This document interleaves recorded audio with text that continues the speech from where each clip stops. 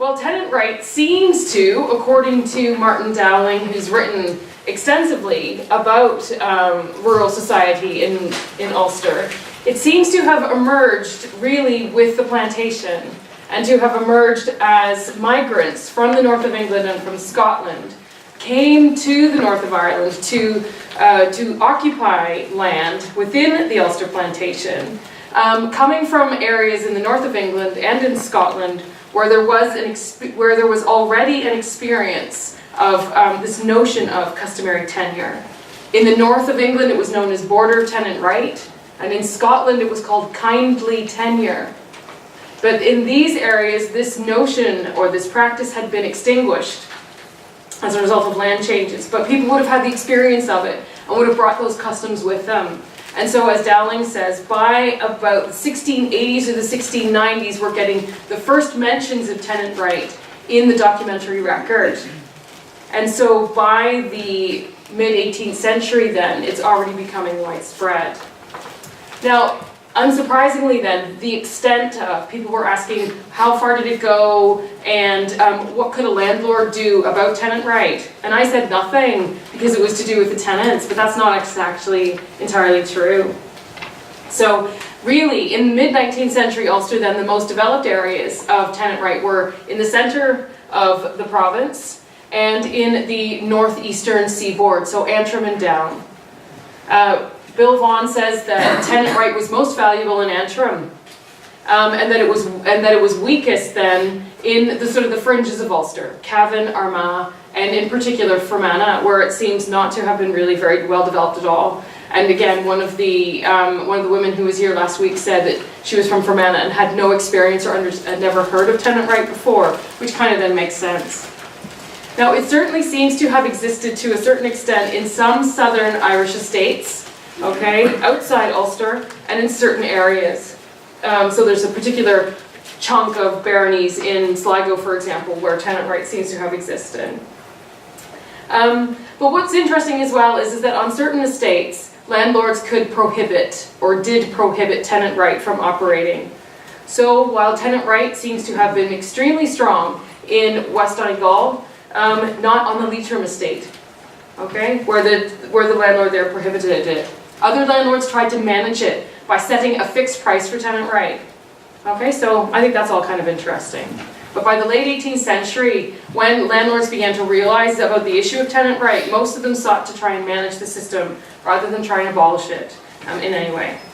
Okay, so if you've got any more questions about land, you can always ask me afterwards. But let's move on now to talk about the subject of tonight's lecture, which is about teachers and pupils.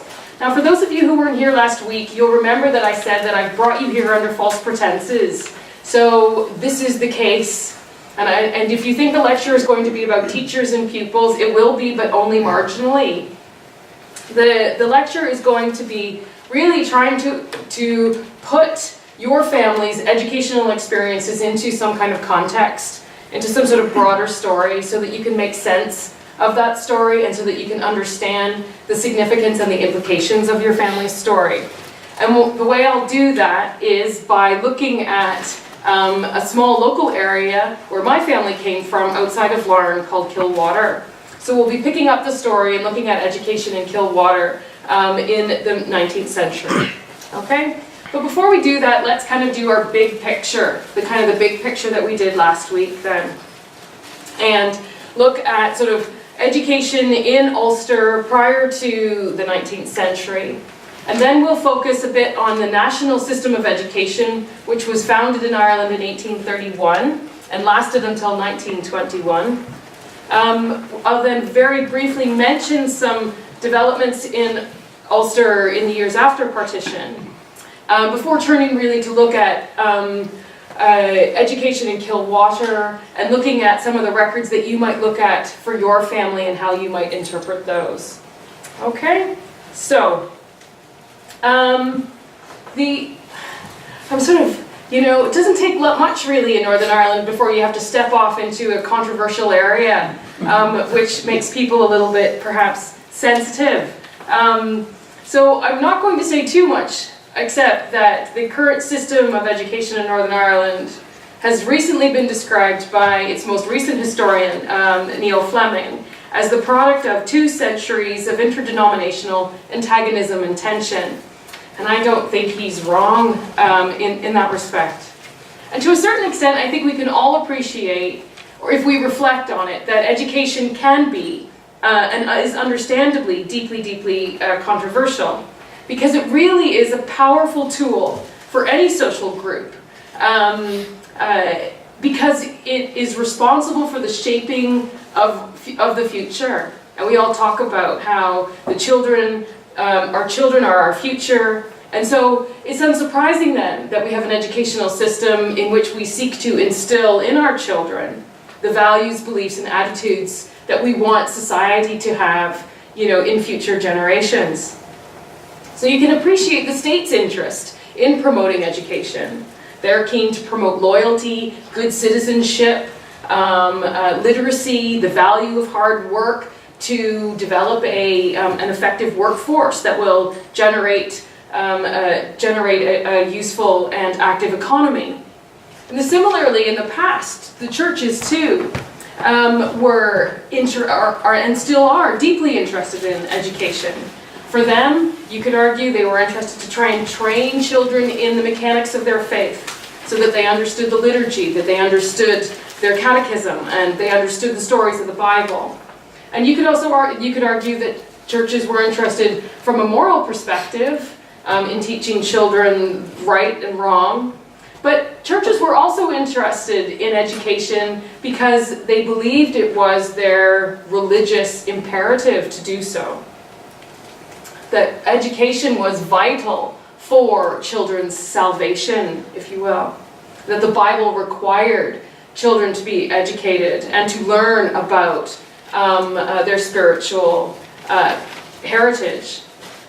And I think this is sometimes hard to understand, this religious dimension to education, because we live in a modern age where, and we expect churches not to get involved, perhaps, so much in society as they would have done in the past.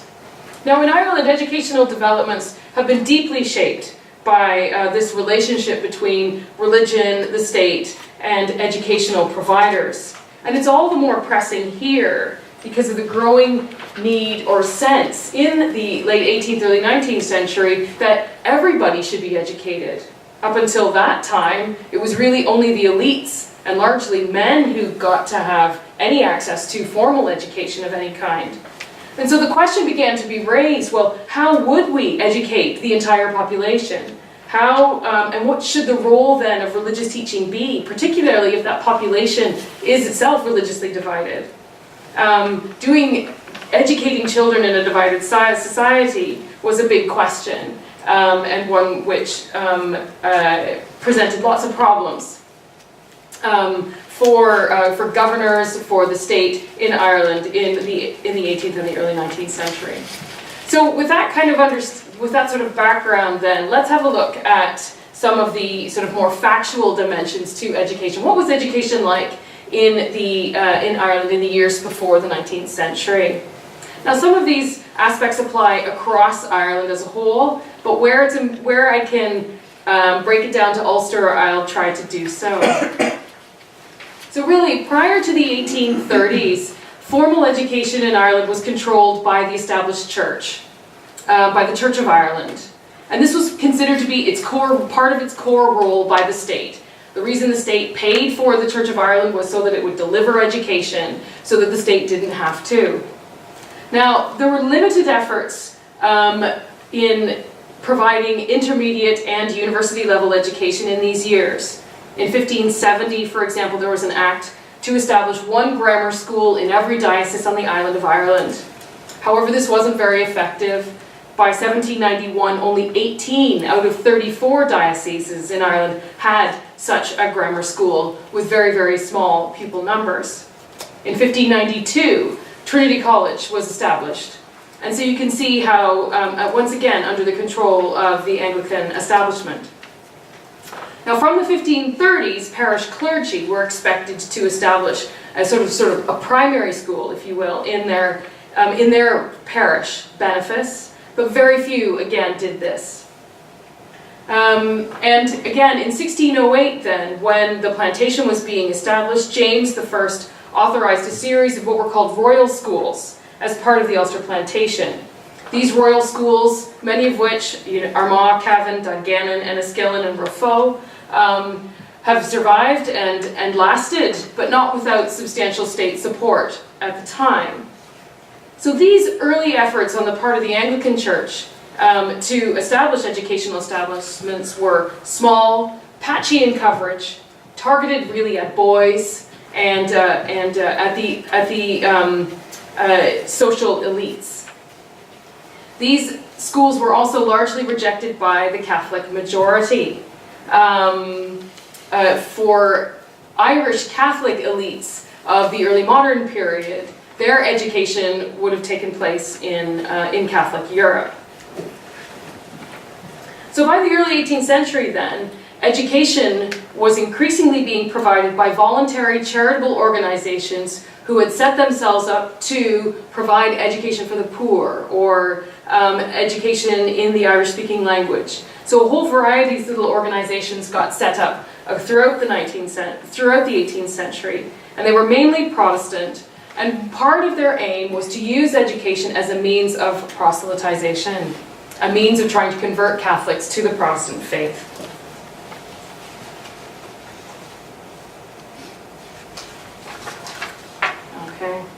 Now, one of these groups, just to give you an idea of what they were like, was the Society for the Promotion of Christian Knowledge, the SPCK, which was founded in Dublin in 1717. Now, by 1723, it had 163 schools and 3,000 pupils. And in 1733, it received a royal charter. And so its schools all then became known as charter schools. This entitled it to government funding of about £1,000 a year until 1831. Because over time it had become increasingly discredited as an educational institution and seen to be proselytizing. It also was being accused of making children work rather than simply attend school. So apart from these Protestant efforts then at providing education for the general public, there were also a range of Catholic educational efforts too. Now, throughout the 18th century, you'll be aware of the penal laws which made certain aspects of the Catholic Church and Catholic society difficult to operate.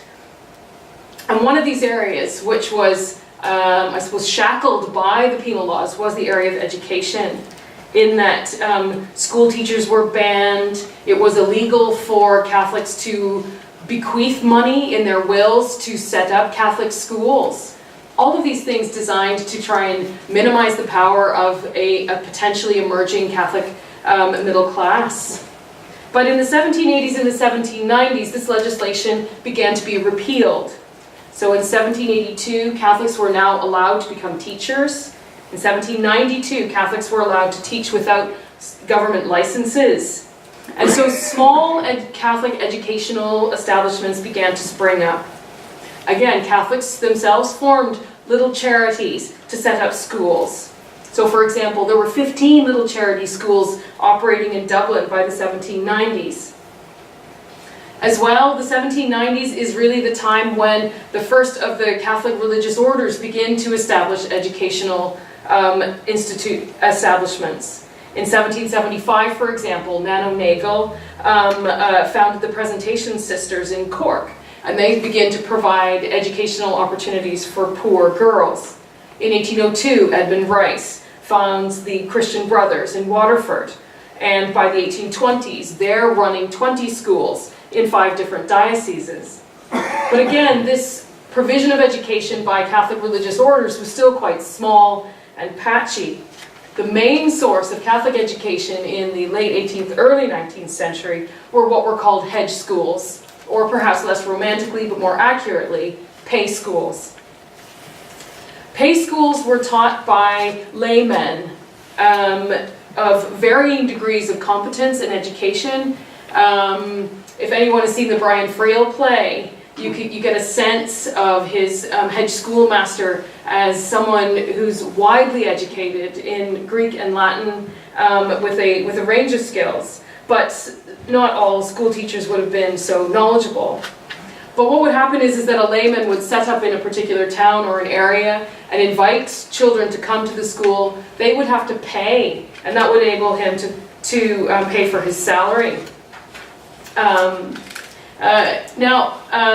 By the 1820s, a second type of pay school had emerged, one that was slightly, I suppose, less vulnerable to a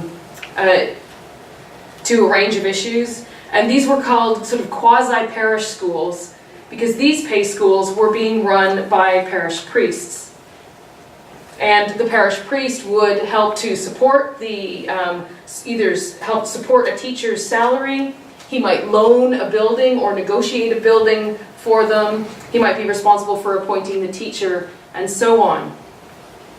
So by 1824 to 26, in Ulster, these pay schools, there was roughly speaking around 3,000 of them, with roughly speaking around 141,000 pupils.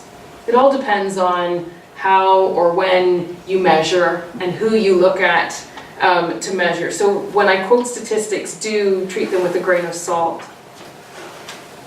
So these pay schools could be both Protestant and Catholic, don't forget.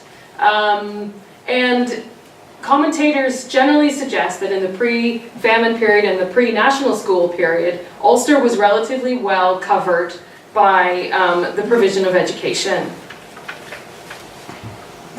And really, across Ireland, these pay schools and informal schools formed the basis upon which the national education system was eventually built. So let's talk a bit about the national education system then. Because by about the 1780s, the government became convinced of the need for the mass education of the Irish. And between 1783 and 1827, there must have been about 15 or 20 different government reports published about how that education should look or what it should, what form it should take. And in essence, the government eventually, by the 1820s, sort of recommends that a permanent body of educational commissioners should be established to administer parliamentary grants to schools for the poorer classes, with the idea that religion will be kept separate. Now this was acted on initially, and instead what the government decided to do was to target one of the voluntary societies, known as the Kildare Place Society, and to use it as its, I suppose, its distribution body or its coordinating body. Now the Kildare Place Society was founded in 1811 as the Society for the Promotion of the Education of the Poor in Ireland. Thus you can see the short form title. And their objective was to provide schools for the poor, and their policy was not to interfere with the children's religious background. The Bible would be read, quote unquote, without note or comment. Okay? And in 1816, it received a grant from the government of £6,000 a year to administer schools across the island. Now by 1830, this grant had been increased to £30,000 per annum, and it had schools across the country, and with a substantial number of, with several 100,000 pupils attending.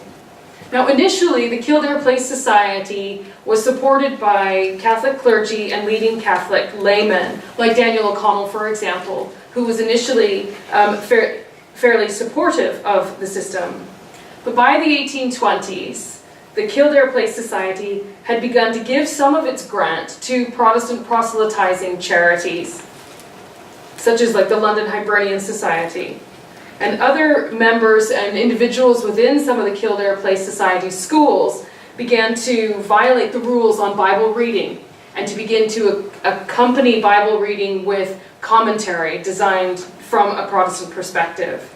Daniel O'Connell objected, and he eventually resigned from his membership of the society, as did many other Catholic bishops. This really forced the government then to lead another set of inquiries and to present an alternative model. The individual behind this whole process was Edward Stanley, the 14th Earl of Derby and the then Chief Secretary.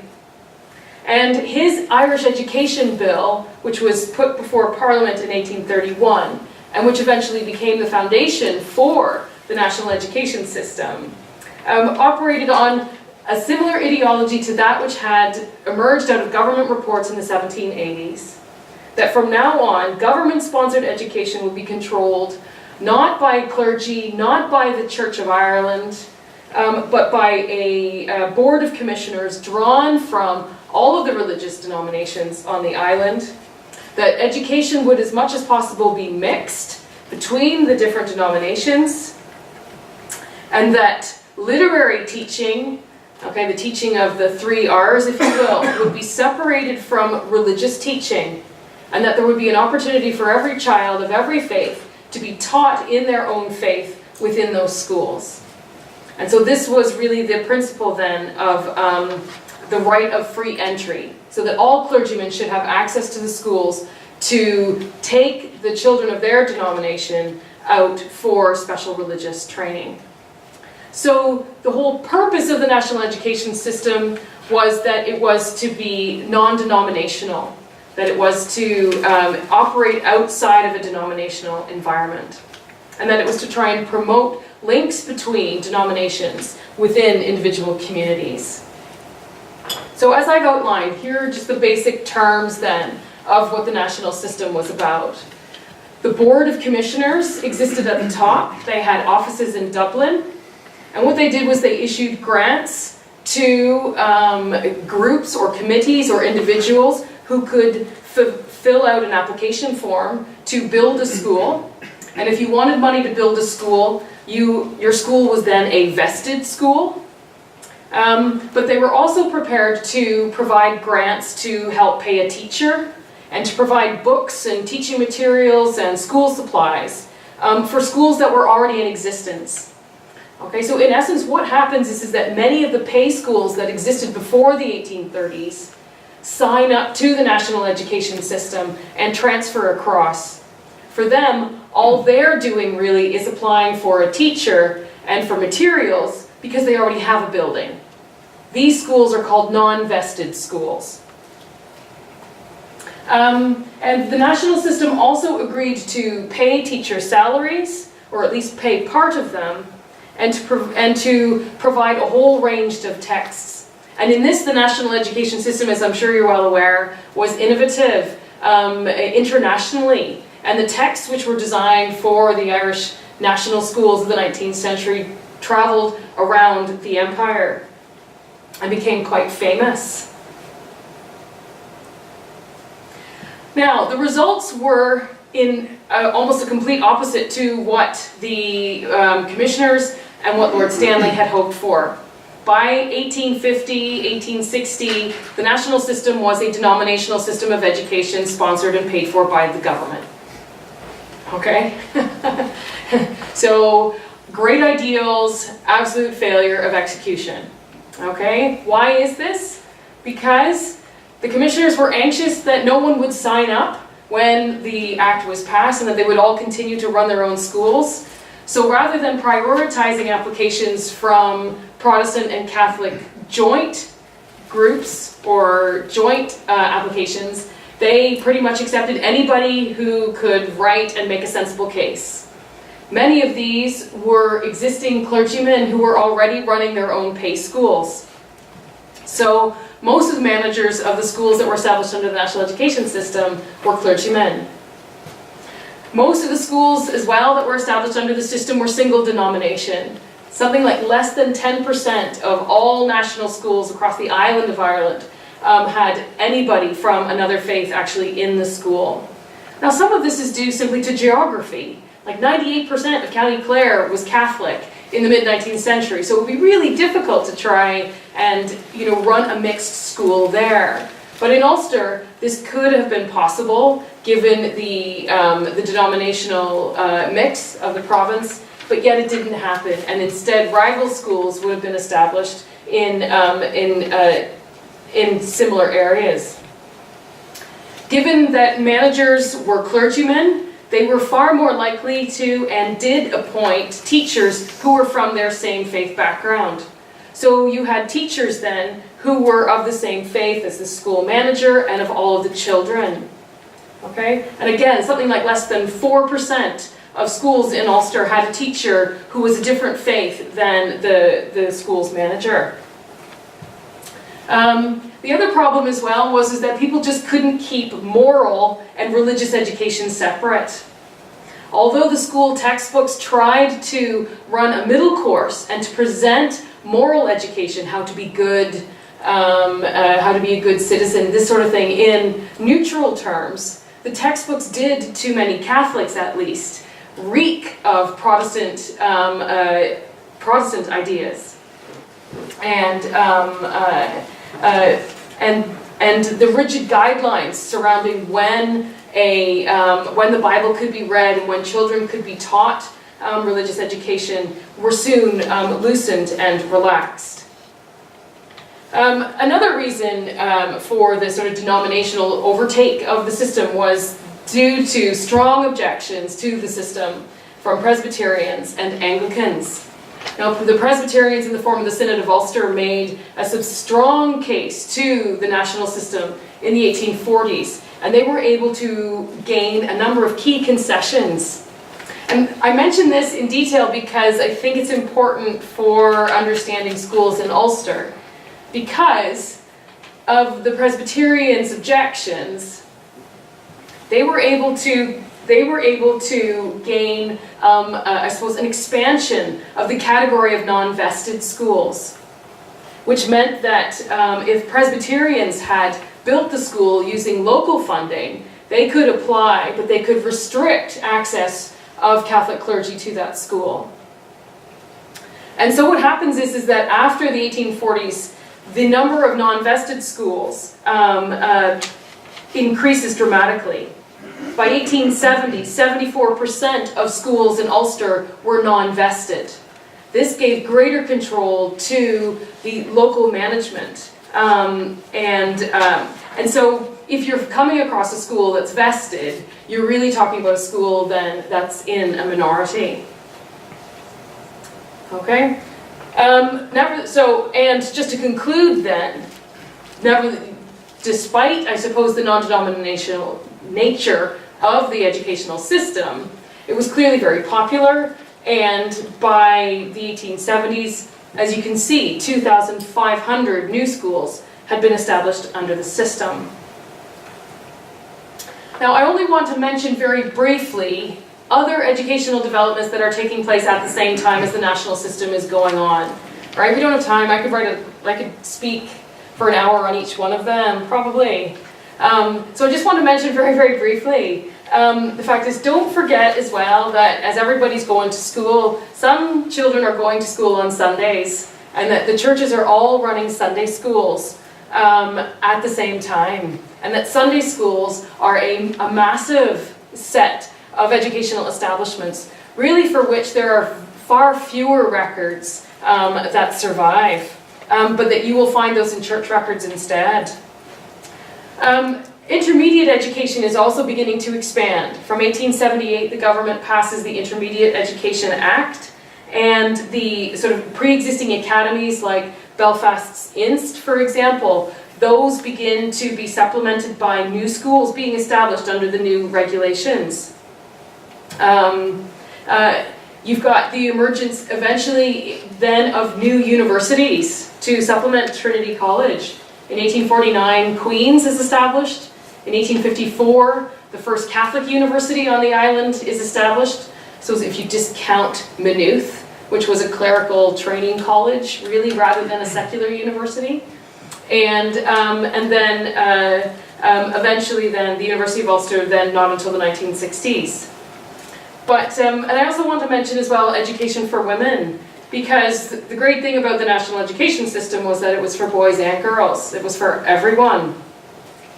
And as the national education system emerged, and as women began to organize themselves in the 1860s and the 1870s, one of their earliest campaigns was for the right to access to higher education. So the 1860s and 70s sees the establishment of girls' academies, like Victoria College, and you see the entrance of women into university for the first time in the early 20th century. And then finally, just to mention technical education.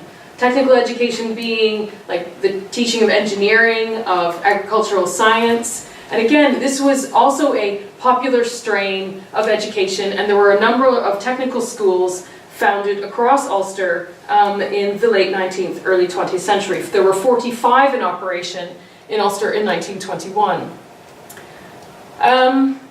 Now, some late 19th century developments, just to get us over the hump to partition. Between the 1870s and 1900s, the Powys Commission, which looked into the reform of the national education system, passed the regulation which said that teachers should be paid on the basis of exam results. And this turned many schools into crammers, and really transformed and did great damage to many national schools. The issue of compulsory attendance had been bandied about by the state as well, but the Catholic Church had entirely resisted this, saying that it was an infringement on the right of parents to decide whether or not their children should attend school or not. And then in Belfast, there was a proliferation of small schools, largely due to denominational competition, so that by the early 20th century, the number of schools in Belfast had increased dramatically. So, for example, in the 1901 census, over 2,000 people returned themselves in Belfast as being teachers, which is really quite an extraordinary. I mean, Belfast is big, but that had been a dramatic increase from previous years. And part of the problem as well was that the way the national education system was financed meant that many of these schools were in poor areas, in very poor conditions, without many resources. And so the new Northern Ireland government that comes into power in 1921, then, one of its early objectives is that it needs to take over the national system, and it then begins to look at reforming the system. And the one objective that they wanted initially really was to take over control of schools from clerical managers and put school into the charge of local authorities, local educational authorities. This was so that they could use rates and tax money to fund schools and to improve schools in Belfast in particular. So in 1923, Lord Londonderry of Mount Stewart was tasked with trying to pass a new Education Act. And much like Lord Stanley, he was utterly defeated by the vested interests within the north of Ireland, the churches. And I'm sure most of you are familiar with this story as well, in that he also attempted to try and impose a non-denominational system of education controlled by local educational authorities, separate from denominational control. And that what, in essence, he got was a system of de facto Protestant controlled schools and Catholic voluntary schools, later called maintained schools, both of which were supported by the state. And this segregation then of the juvenile population in Northern Ireland continued then in the 1940s with the advent of intermediate education. And so it wasn't really until the 1960s, with the emergence of the Civil Rights Movement, the emergence of a new university, that children in Northern Ireland are mixing in any way. And as Neil Fleming says, the only challenge really to vested interests in terms of trying to challenge this segregated system that has had any success really has been the integrated educational system and the Irish medium system as well, which have sort of set themselves up not as, well, I suppose trying to rival but as alternatives, if nothing else. So that's the end and of that sort of broad-based overview. So that's kind of the hard history bit, hopefully over and done with, and I hope the rest of it is a little bit more jovial, shall we say. I don't know, I didn't find too much humorous, really. Well, a little bit. There's a little bit of a joke, so if you can hang on for 10 minutes, there might be a bit of a laugh. Now, I know that something that it would be really interesting for me to talk now more broadly about what it was like to be a teacher and what it was like to be a pupil and what schools were like and their conditions and all the rest of it and things. But I find that actually really quite difficult to lecture on because it's so diverse. It really depends. You can see here, looking at just the wide range of types of schools. And while schools were built on particular plans and new managers could apply to the Board of Works for the set of approved plans for a potential school, I just think that they're really boring. So I'm not going to talk too much about those specific aspects, but I did want to remind people that there are these dimensions to the educational system should you wish to explore those in your own area. So the whole issue of school building, I think, is a very interesting one, and I'll talk a bit about how school buildings could get built in a second. There's also the whole issue of syllabus and curriculum. What were children actually learning, and what was the content of their education? How long did they have to go to school?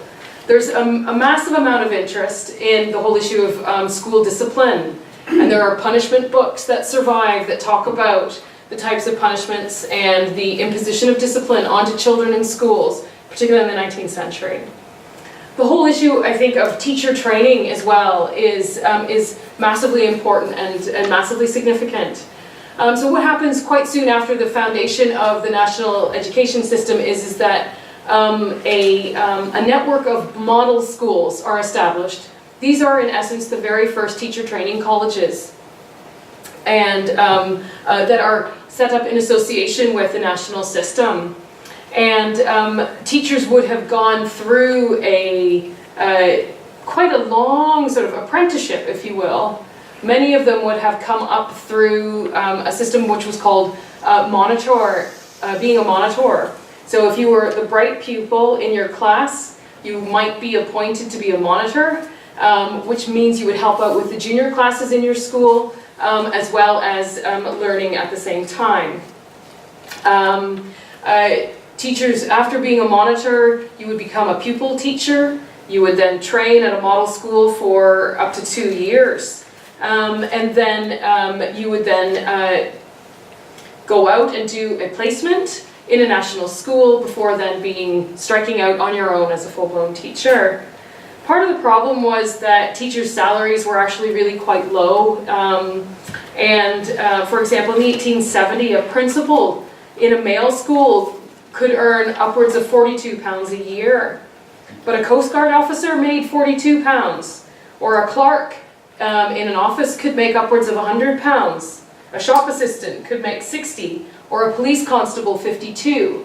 So in terms of salary, for the amount of effort put into it, it wasn't a very well-paid occupation. So no change there then. She says bitterly. And two final aspects I mentioned as well is the whole area of inspection, of school inspection. Now, again, the national education system from the very beginning had a system of school inspectors who would be expected to travel around the country to visit schools and to write reports on them.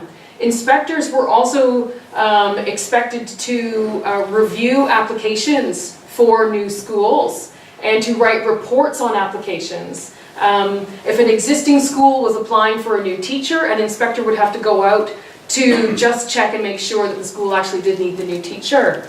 And again, the reason I mention that is because there's a substantial paper trail that these inspection reports have left behind. But just to give you an idea of, I think, probably a more evocative way of looking at education and the way education impacted on families is to look at any one of the many, many, many personal memoirs and reflections that have been published by people who grew up in Ulster and Northern Ireland. Because everybody's been to school, and so if anybody has written a memoir, they almost always talk about what it was like at school. So if you go to your local library, you're bound to find someone who's written about their school days in your local area. And so I just thought I would read, I don't know, did anybody ever have to read Florence Mary Mcdole at school? Because I think she was on the school curriculum here, or at least that's what I read in a book somewhere. Anyway, Florence Mary Mcdole grew up outside Doak in County Antrim, and on a farm. And her father was a small farmer, and when she was 15, she became a monitor and eventually became a teacher in Cogri Mill School, which was in Doak. And she's written 2 books about sort of her own personal reminiscences, and this is called Other Days Around Me. And so I just want to read a little bit from that, where she talks about herself in the third person and calls herself Mary, which I find slightly disconcerting. But the Mary she's referring to really is herself. So she says, and the last school in the area was Cogri Mills' own national school, where Mary was later to take up her life's work after spending 1 unhappy year teaching in the private collegiate school in the Mavati. She went rejoicing from the shallow, backbiting, petty snobbery of Miss Cunningham's Thursday at Homes back to the warm-hearted, independent, and often intelligent mill children that she knew so well. And then she goes on to talk about her siblings. Alfred, Lennox, Mary, Frederick, and little sister were dispatched to the National School in Doak Village to begin their education. It might be more accurate to say schools, as it was really a Siamese twin building joined at the spine. One entrance was primly labeled male, and the other female, although there was a common entrance gate. There, the little family was sundered, not to be reunited until the time came for going home. Each school was a single room, presided over by the principal teacher, Mr. Robson or Miss Laird. Monitors or monitresses gave help with the teaching as well as carrying on with their own studies. And she has a couple of very funny stories about Miss Laird, who came up each morning from Belfast on the train to the upper station, and would always have to nip off halfway through the morning to get her breakfast because she was so hungry. And she talked as well about how Mary and later little sister began how Miss Laird was obliged, as the curriculum expanded, to start to teach drawing and music, of which she knew nothing, and had no idea. So somewhere she acquired a number of cards with shapes on them and issued these to her pupils with instructions to reproduce the shape each had been given. Mary was given a card with a heraldic shield shape, quartered with armorial bearings. She sat with pencil and paper at the ready, gazing at the shape. Did one begin with the outline or with the little pictures inside? No help was forthcoming from Miss Laird, and so on. And so you can get a sense as well of sort of teachers slightly out of their depth as new curriculum was coming on. And so these, I think, really do more than anything else to illustrate, the personal dimensions to education in your particular area. So what I want to do now is to look a bit at education in Kilwater. To what extent has Kilwater reflected the national trends that I've been talking about here now? Well, as my slide already gives it away, Kilwater had pretty much what I would consider to be the standard picture, really, of educational provision for a rural area in the late 18th, early 19th century. So it had a range of voluntary schools in the 18th century that had been set up through various charitable bequests and donations. It had a number of pay schools that had been established in the early 19th century, but prior to the national system. Most of these schools transferred then over to the national system. Most of these schools reflected this segregated nature of education. There was an ongoing presence of Sunday schools.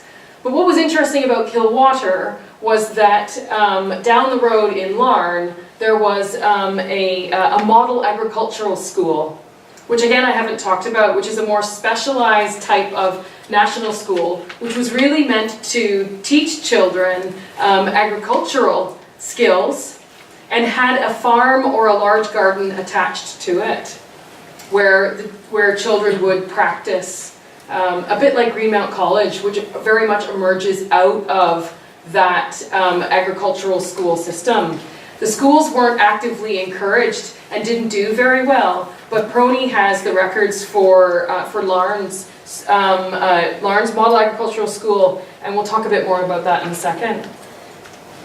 So, just to give you an idea, I realized last week that showing a highly detailed version of an ordnance survey map does nothing to enlighten anyone about where schools are. And so we've gone back to my little scrappy diagram, for which many apologies. But this is a rough outline of Kildare Parish, okay? And the triangle in the center is the Kildare Castle domain, okay, where the Agnew family would have had their residence, surrounded by forest and a lovely fake lake and all the rest of it. And you can see here that these are all of the townland names, and that the townlands are smaller and more clustered down here because this is where the better farming land is. And then up here, you've got our sweeping mountains and bogs and pasture where the parishes, or where the townlands are much larger.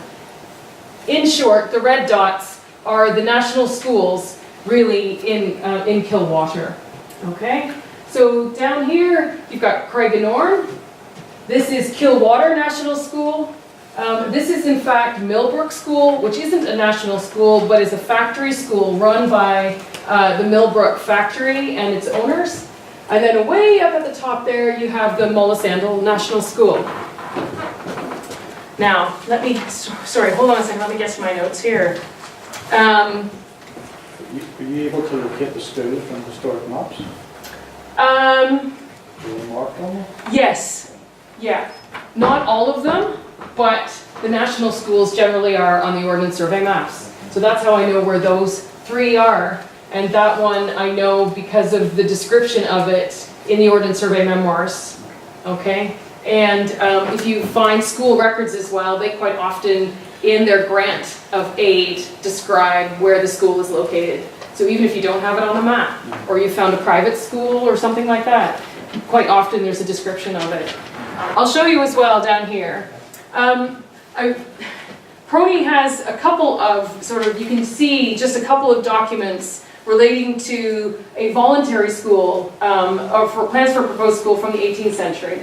So a charitable school that was being established here. The note is clearly from like a solicitor or a land agent to Edward Agnew, because he talks about whether or not Ned or Margaret approve. And those are, Ned was Edward Jones Agnew, and Margaret was Margaret Jones, his niece, who eventually inherits. And what's interesting as well is that here's the plans for the school. I don't know what you think. Is he happy enough with where it's located? Does he want it farther back from the road? He was going to grant the land for the school, you see. And at the bottom it says, down here, there's a little bit of extra land at the back, and maybe he would like to think about building a cotter's house or two. And again, right? Now that we know about cotters and conacre ground, we absolutely understand what he's planning. It's a way of making a little bit of extra money from renting to an agricultural laborer.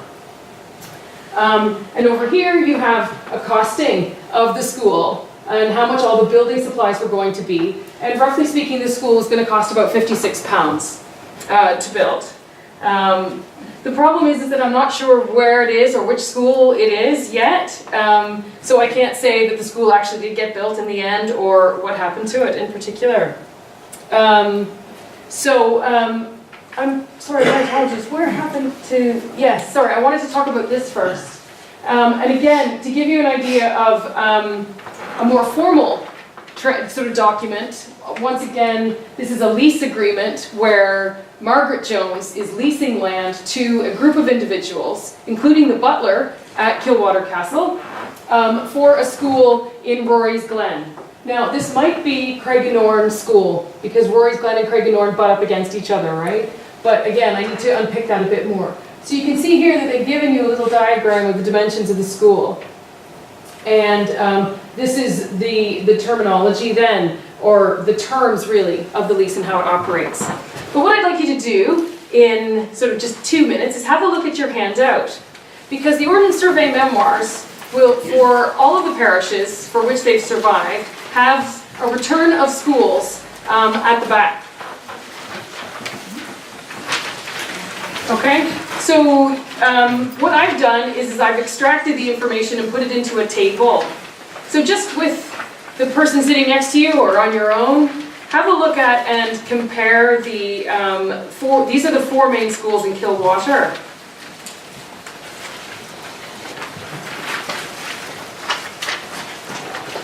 And perhaps think about or reflect on to what extent this picture reflects what you know already to be the case about national schools or schools in Ulster in the early 19th century.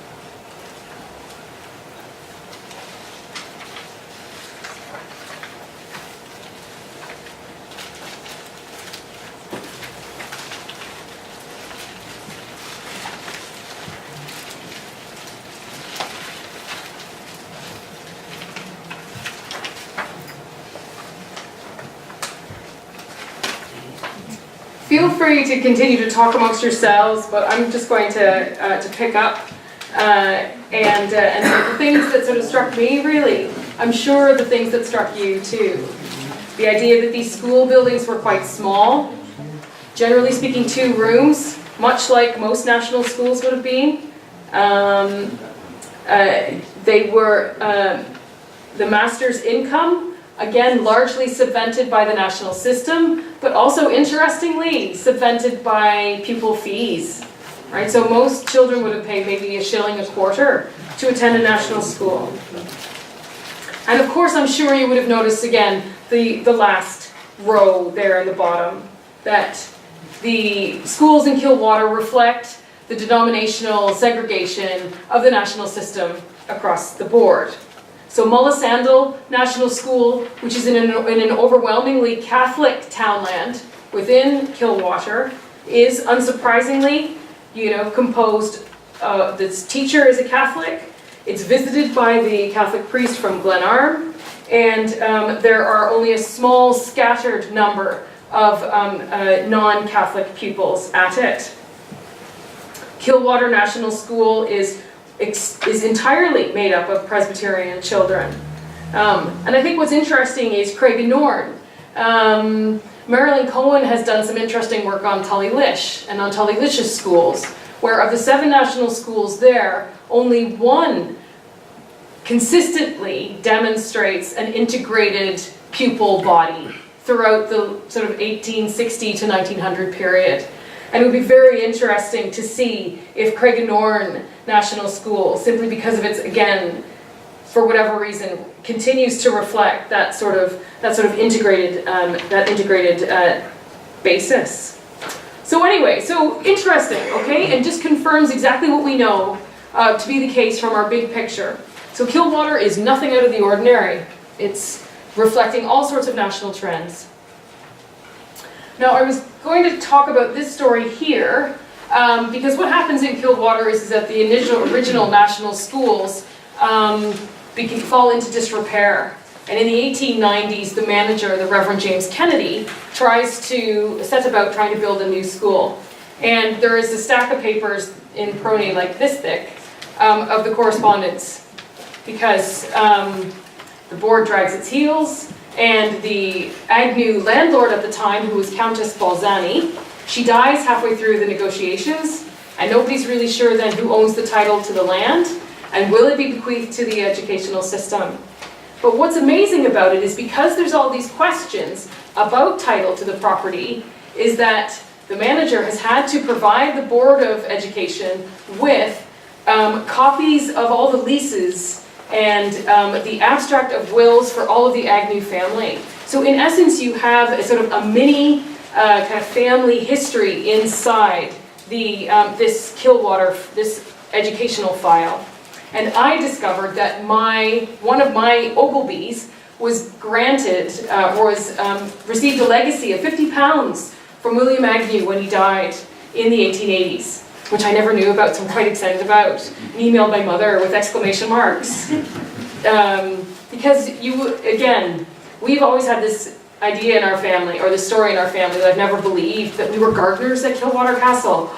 Oh, and if you're an immigrant and you're related to a castle at all, even if only as a gardener, it's, you know, it's like being royalty, really.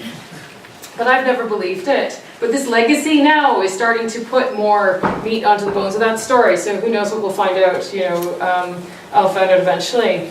So you can see here that, you know, that in the records, you get these kinds of documents showing you the layouts of the schools. But I wanted to finish off, you know I always run over, right, by 5 or 10 minutes, and Glenn wants to speak too, so, but I promise I won't be as long as I was last time.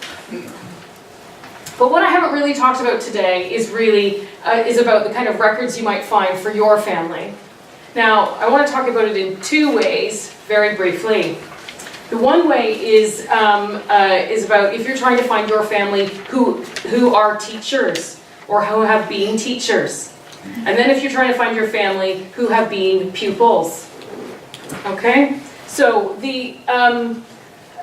if you are trying to find your family who are teachers, then you're probably more interested in PRONI's records, which begin with the prefix ED.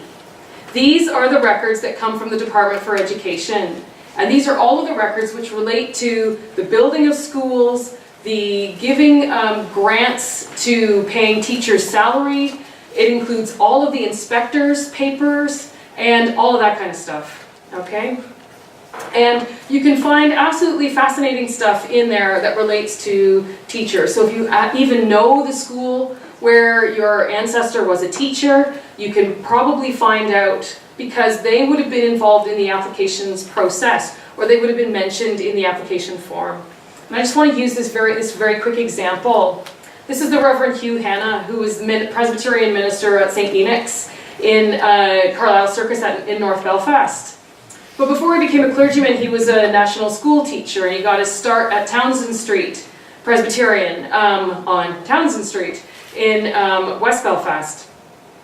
And but after kind of moving from Townsend Street, he seems to have taken over a derelict school called the Mechanics Institute, and to have set it up. And in his application for money for a teacher's salary, he mentions who his existing teachers are at the school, one of whom was William Hanna.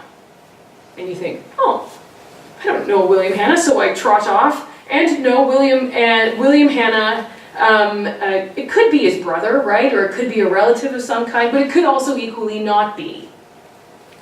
Now, I know that his biographer from the 19th century and church records all point to him having a brother called William, but there's no baptismal evidence for this, right? So there's no register of a baptism along with Hannah's brothers and sisters in Dromara in County Down, where Hannah was originally from. So is it true? Did Hannah really have a brother called William?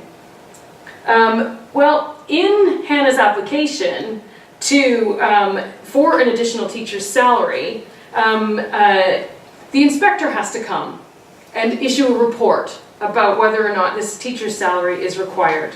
And in the answer to question number 66 on the form, as to have you interviewed the manager or not, the inspector says, I have not seen him, but have heard from his brother what I required. So you would never imagine that buried in the back of a form like that, you would actually then find the reference that you need that makes the connection for you. That Hannah really does have a brother called William, who he employed to work in the Mechanics Institute. And that makes complete and utter sense, really, don't you think? So it's a way that you can use non-traditional family records to actually piece together a family story. So ED records are good if you're trying to find a teacher, okay? Now, if you're looking for someone who is a pupil, you're looking for probably records that begin with the prefix SCH. These are the school registers, okay? Now, PRONI has a great range of school registers. They've got a lovely description of them in their Guide to Education Records, which they have. And they provide a list of all of the school registers for which they actually have.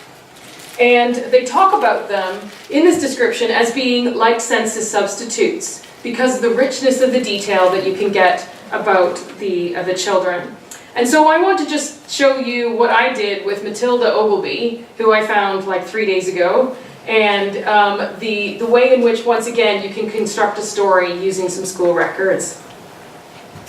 Now, the 1911 census, okay, for Kilwater has a Matilda Ogilvie listed here, living in Hightown, living with a farmer called Robert Mcdole and his family. It says that she's 61, that she's single, and she's a domestic servant. But what is her connection to me, I guess, on one level? What's her family background? Who's she attached to? How did she get there? What was her life like? Can I find out any of this information? Can I plug her into my wider Ogilvie story in any way? Well, what about the 1901 census? Is she there? No, she doesn't seem to appear.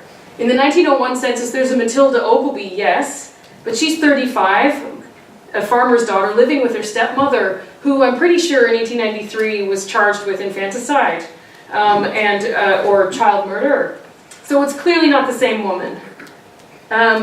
What about birth, marriage, and death registers, okay? Your traditional BMD, okay? She's Presbyterian, and lots of Presbyterians in this part of the world were non-subscribing Presbyterians because Larne and Kilwater Non-Subscribing Presbyterian Church, top of the town, as it was known to everybody in the local area, was right on the edge, the sort of western edge of Larne. And I know that most of the Ogilvies were non-subscribing, so I poked around in the baptism registers, and sure enough, there on the 10th of June, 1849, a Matilda Ogilvie is born to Alex Ogilvie and Martha, possibly Caldwell. Da-da-da-da. I could do the math for you right now and tell you that yes, that would have made her 62 in 1911. So I'm pretty sure that that's her, right? So we have her being born in 1849. So is there anything else I can find out about her? Well, it turns out that PRONI doesn't really have a lot of school registers for any of the schools in Kilwater, except for Kilwater National School. And of those, a couple of them are mysteriously missing and are being, pursued as we speak. But here is an example of a school register from Kilwater Female National School. And what I've tried to do again is kind of what I did last week with the valuation records, is to try and break it down just a wee bit. So over here on the left-hand side, you can see that you've got the pupil's age, their register number, their rate of payment, or whether or not they were a free pupil. You've then got the pupil's name, their religion, and then their class number. You then have here across the center whether or not they attended. And that's usually indicated by like a little circle, which I think is quite difficult. But handily, they summarize the attendance rates over here on this right-hand side.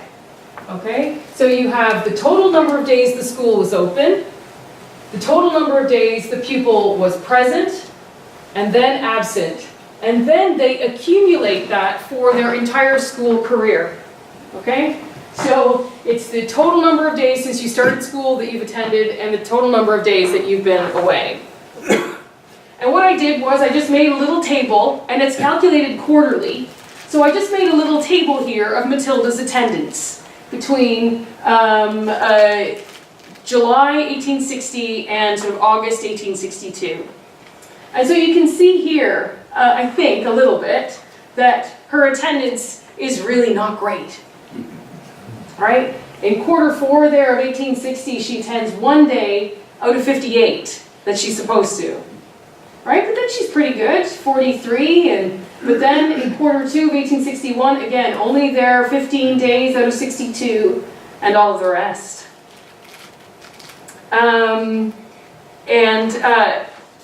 So what sort of patterns might we think emerge, or how might we think to explain this? Well, you could argue, is she away for the harvest?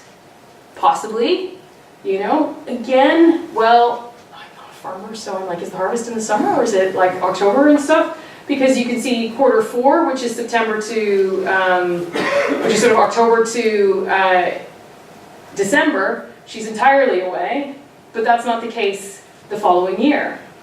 So it's hard to know. I mean, again, we can only speculate, right? And at the end of the day, it is only speculation. But what was interesting to do was to try and plot her attendance in comparison to the other girls in her class. So she was definitely, I would say, in the lower third of the class in terms of her attendance. And you can see then, when she seems to have either stopped attending, well, the book kind of runs out and I don't have any more pages. She's clearly been away more than she's actually been at school.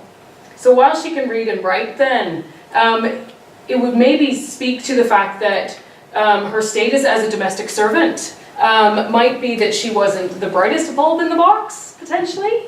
That maybe school was hard for her, or she was taken away and needed to work at home. There's all sorts of things that you could that could sort of cause it.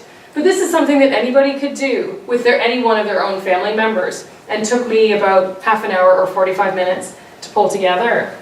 And just to then finally show you an example of another school register. These come from the Larne Model Agricultural School. And what's great about them is that on the right-hand side here, they provide a whole pile more sort of, you know, genealogy kind of information. Father's occupation, the amount of time father spent at school, performance in subjects is listed here as well. Not only that, but it also includes comments on their character. Dull boy, you know, messing about on the street. And it says as well what they were doing afterwards. You know, bright lad, you know, employed in mill. Smart boy working at home, or dull boy, you know, unoccupied. That sort of thing. And so if you're lucky enough to have a family member, you can actually find out whether or not they were bright or not in the mind of the school manager. So that's pretty much the end, really. It was just to hopefully provide you with a bit of a context for education, and then to show you some ways in which you can use these records to find your family. And I'm going to pass over to